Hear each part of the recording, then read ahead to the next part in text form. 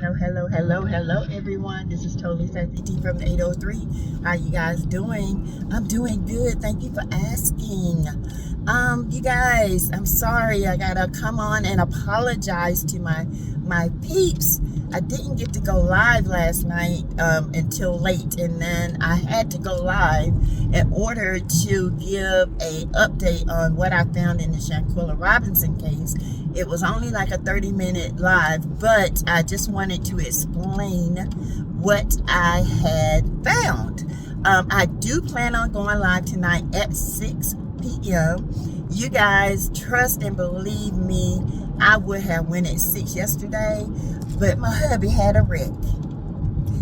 And it was not his fault, but the guy told him up from the back. You hear me? Pushed him out in traffic, all kinds of stuff. Had me ripping, honey, I'm flying like Batman trying to get to him. Scared the living daylights out of me. But anyway, he's fine. He's banged up and bruised up pretty good, but he's good, okay? Car-wise, the car is okay. I expected more damage, but I think the way his car is, you know, the damage got to him. But anyway, and anywho, remember, everything on this channel we talk about is alleged, in my opinion. It is my commentary on what I see, on behaviors and patterns and statements and all that. It is for learning. It is for teaching. It is for sheer entertainment when entertainment applies, okay? So, right now, this is not entertainment. This is about Shanquella Robinson, because we do reality and reality TV, okay? All right, you guys. So last night, I showed some pictures to prove that Shanquella had on clothing, okay? Now, let's talk about the timeline. People are up under my comments saying, you know, we keep talking about the timeline and this and that. You know why? Because if we keep talking about the timeline, then one of the YouTubers who really loves this young woman and wants justice for the family will figure out a timeline where we can all come together and say, dang, I missed that, or she missed this, or oh, I didn't even realize that. Because we're trying to get justice for Shanquella, just like her family is, okay? There are a few of us that won't give up and won't stop talking, and I'm one of them. This has nothing to do with clout, pics, likes, or anything. It has everything to do with justice, because I've been in those shoes, and I want justice, okay? It took me a minute to get it. In my case, my brother's case wasn't as big as this, but it was big for my hometown, because everybody in the mother knew my brother. And that, I'm just saying, it was horrible. It was an experience I would never wish on a parent in a million years. In a million years, you guys. I saw my mom suffer for this. It hurt her so bad that it broke her heart to the point where she had to have heart surgery. Okay? I lost another brother to COVID, all right? It was tragic. It was traumatizing. 2 brothers. And I am the sister. I'm the only one left, me and my mom. My dad died when I was 22. Our father died when I was 22 from cancer. He was just 49 years old. So, yes, when it comes to justice, I'm very passionate about it. I'm very passionate. And what's so shocking and so upsetting is that these are 6 young people who have graduated college and have careers. You know, come from good, seem to be decent families. I mean, she was in the system, I heard. So I don't really know what her upbringing was, but it seems like, you know, the rest of these young people had great families that loved them very much, just like Shanquella's family. So, you know, if it had happened to one of them, I am pretty sure their family would want justice as well, all right?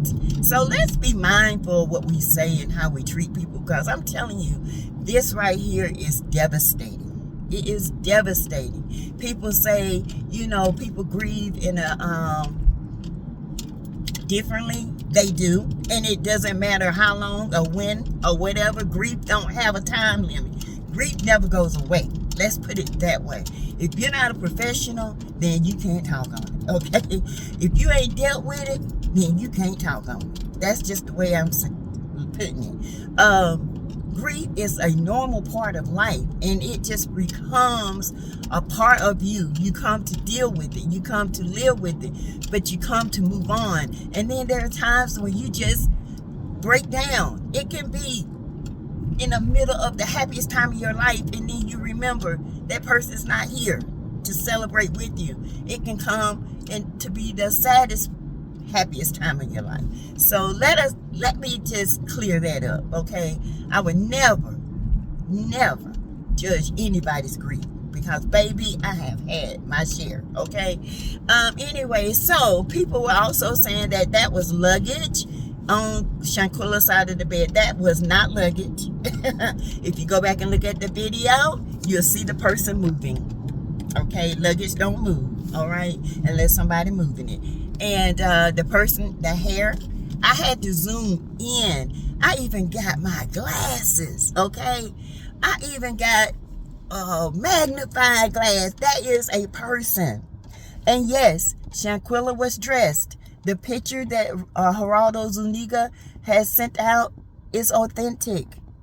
It's authentic. He went and took the information that he has. Now, I don't know where he got these pictures from, but allegedly, Nazir said it was from one of the EMTs who might have secretly sent him that, because, you know, everything is so hush-hush about this case because it happened on one of the top villas at that resort, and it is owned by a high and powerful businessman in Mexico, which we all know what that is. And so, you know, I think a lot of this is being hushed. And then there's a lot of things that the United States has to do to make sure that the credentialing of the doctor that did the autopsy was, you know, right. They had to do toxicology reports. They had to do a lot of things. DNA. You know, sometimes just because we got this advanced system doesn't mean DNA don't take forever to come, okay? So we got to keep hoping and praying that, you know, the United States would do this right. If not, we got to keep pushing. We got to keep calling. We got to keep sending emails, okay? So yes, that was a person filming from a different angle. Okay, because people were saying, where was Winter Donovan? Where was Alyssa Hyatt? Well, if you look at Alyssa nails, we have debunked and said that was Alyssa beside Malik filming. Okay, now that might have been Winter over there filming behind the bed. Who knows? I don't know that. I can't say that. I can only speculate. But I do know for a fact that that was a person. We do know for a fact that that young lady that was in that photo that Geraldo Zuniga sent out, that was most definitely Shanquella Robinson. Okay? That picture was too grainy to Photoshop. And I am a professional photographer. I mean, you can Photoshop a lot of things, but the grade has to be good. Okay, it has to be good. You have to be good to Photoshop that picture with the way the grain was on it. You can tell it was a body cam, and it wasn't a very good body cam at that. Okay, so if it had been a cell phone or anything like that, the pixels and content would have been so good. The saturation, contrast, and all that, it would have been better. I can tell that was not a cell phone picture. Okay. Okay, now we debunked that. Next, you guys, I just want to say that, you know, be mindful that, you know, we are not here to just keep rehashing this. But, you know, when we don't see people doing what they supposed to do when it comes to the law, you know, we got to keep pushing. We got to keep finding evidence for ourselves. We got to make sure that this young lady gets her justice. because it's not fair. I don't care who it was. It is not fair for her to have to not be in peace, and her family not be in peace because 6 people were careless. Now, I did see a young man, I cannot remember his name, but when I do go back and look at his picture, he did look up the game that they were playing. And if you guys look at the clothing, when they were doing the push-ups, they were playing the game and they was taking a shot, or if you couldn't do the push-up, you would have to do a shot or something. But anyway, it pertains to social media. You would have to like embarrass yourself. It's really a grown-up, mature-minded person game that can take jokes and do things that will embarrass you.